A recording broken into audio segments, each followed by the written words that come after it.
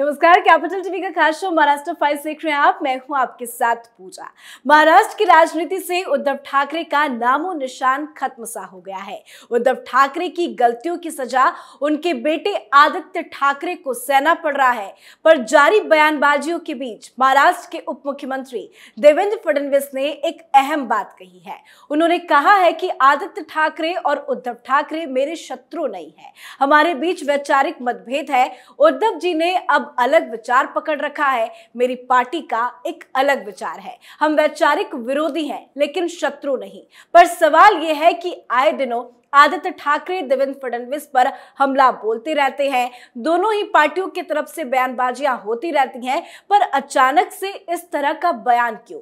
क्या चल रहा है इन सब के बीच? आज इसी पर चर्चा करेंगे। बातचीत के लिए मेरे साथ स्टूडियो में मौजूद हैं कैपिटल टीवी के एग्जीक्यूटिव एडिटर राजीव जी। राजीव जी, बहुत बहुत स्वागत है आपका। धन्यवाद। कहते हैं कि राजनीति में कोई भी बयान यूं ही नहीं दिया जाता। इस तरह की बयानबाजियों को कैसे समझा जाए? देखिए, राजनीति में कुछ भी असंभव भी नहीं है, जैसा कि पिछले कुछ समय से महाराष्ट्र में चल रहा है। और देवेंद्र फडणवीस ने भी ये बात कही थी कि राजनीति में कुछ असंभव नहीं है, जब उनसे उद्धव ठाकरे के लिए भारतीय जनता पार्टी के दरवाजे खुले होने की बात की गई थी। और इस बीच उन्होंने क्या कहा कि हम विरोधी विचारधारा वाले हो गए हैं, वैचारिक विरोध है, हम लोगों के बीच कोई शत्रुता नहीं है।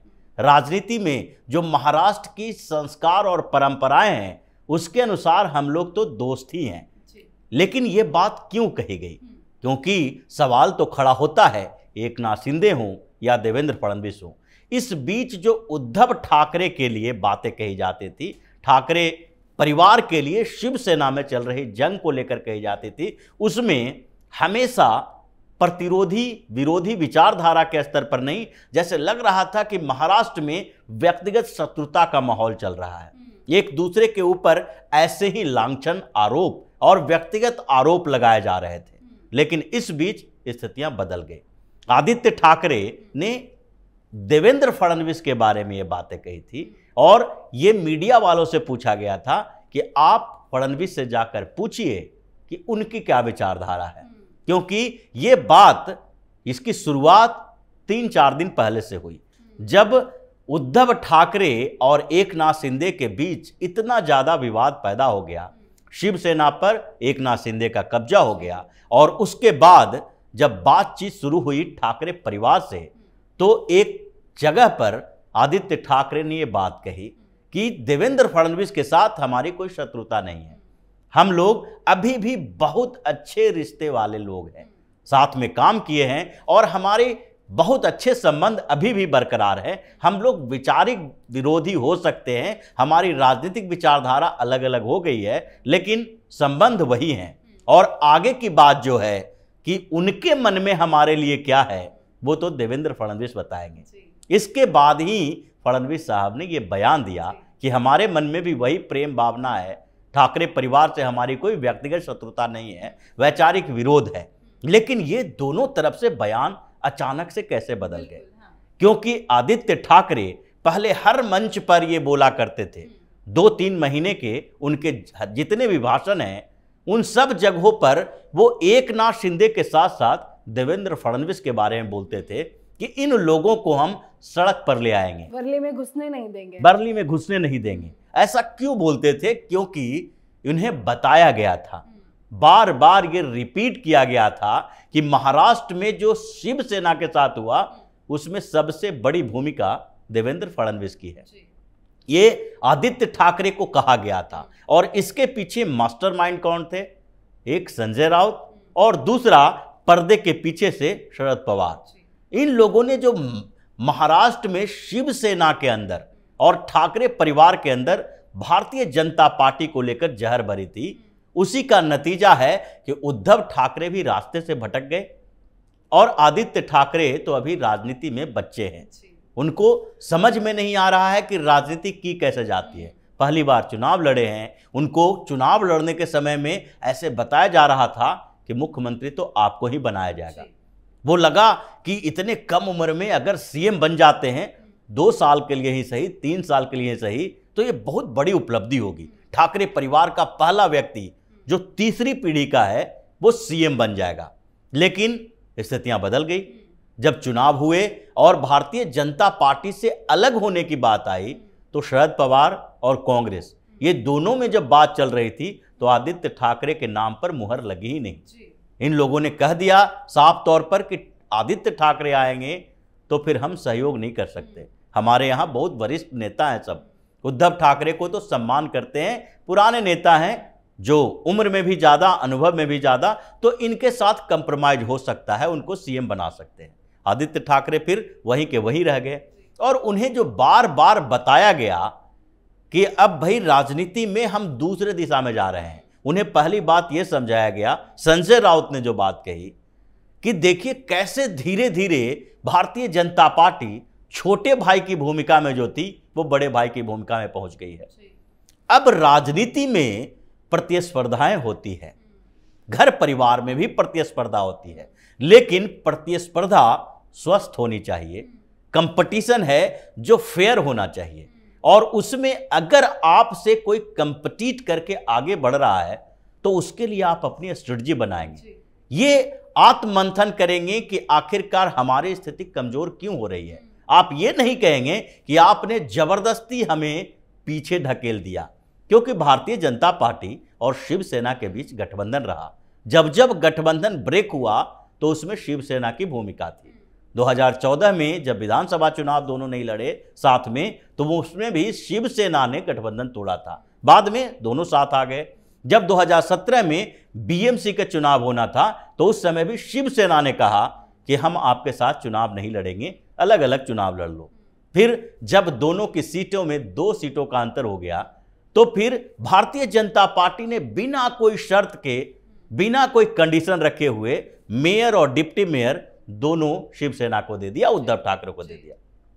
अब इसमें इससे ज्यादा त्याग क्या किया जा सकता है। अगर भाजपा ने अपने सेंट्रल लीडरशिप या स्टेट लीडरशिप के स्तर पर शिवसेना को इतना दिया, फिर भी आपको लग रहा है कि उद्धव ठाकरे को कमजोर, आदित्य ठाकरे को कमजोर करने, शिवसेना को कमजोर करने में भारतीय जनता पार्टी की भूमिका है जो गठबंधन सहयोगी है, तो इसका मतलब है कि आप किसी दूसरे के बताए हुए रास्ते पे चल रहे हैं। और वो रास्ता था जो एक, जिसको डबल एजेंट की तरह कहा जाता है, दोहरी भूमिका वाले संजय राउत, और वो चल रहा था दूसरे स्तर पर शरद पवार के कहे पर।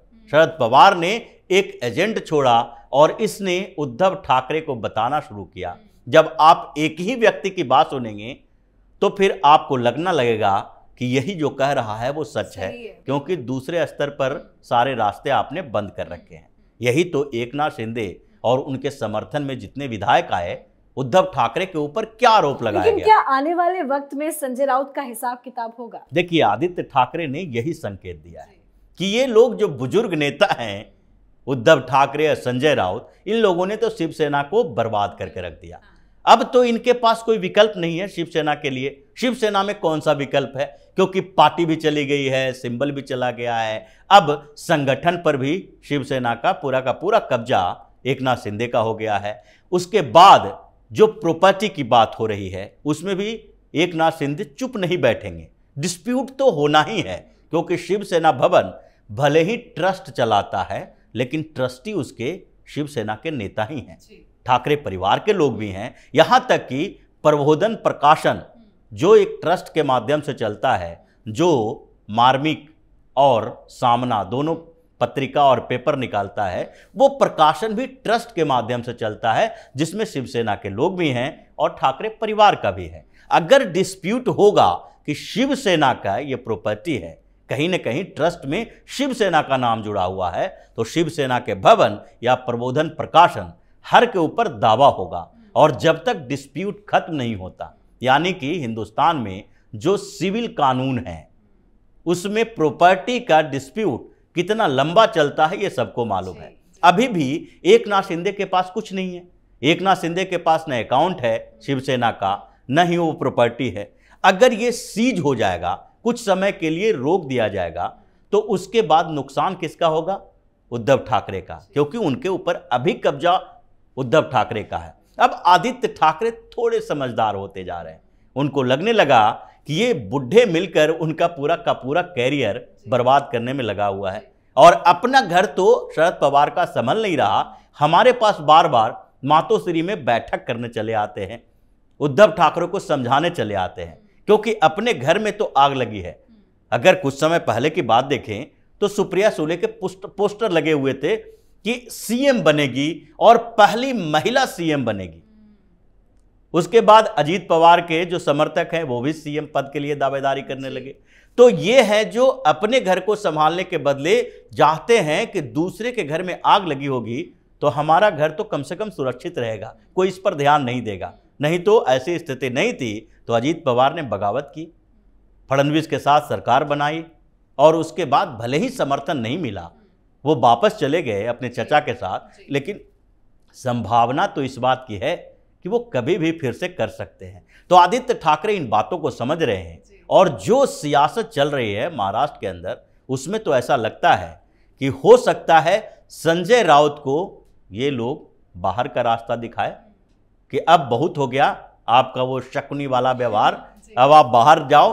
और उद्धव ठाकरे को भी अब दबाव पड़ेगा। आदित्य ठाकरे बता सकते हैं कि अब आप संगठन की बात देखिए, जैसे मुलायम सिंह यादव और अखिलेश यादव के बीच हुआ, अखिलेश यादव ने पार्टी पर कब्जा किया, आपको बोला संरक्षक बन जाओ आप। हर जगह जो ऐसा हो रहा है अब आदित्य ठाकरे उसी मोड में दिख रहे हैं। जनता का समर्थन भी नहीं मिल रहा है, ऐसे में तो उद्धव को संन्यास ही ले लेना बिल्कुल चाहिए। जी बहुत बहुत धन्यवाद समझाने के लिए। धन्यवाद। तो राजनीति में बयानबाजियां यूं ही नहीं होती, कुछ तो गड़बड़ है। हाल ही में फडणवीस ने एक इंटरव्यू में उद्धव ठाकरे पर धोखेबाजी करने का आरोप लगाया था, तो वहीं आदित्य ठाकरे ने कहा था कि वो महाराष्ट्र के मुख्यमंत्री एकनाथ शिंदे और उप मुख्यमंत्री देवेंद्र फडणवीस को मुंबई में वर्ली विधानसभा क्षेत्र की गलियों में उतरने को मजबूर कर देंगे और चुनाव भी जीतेंगे।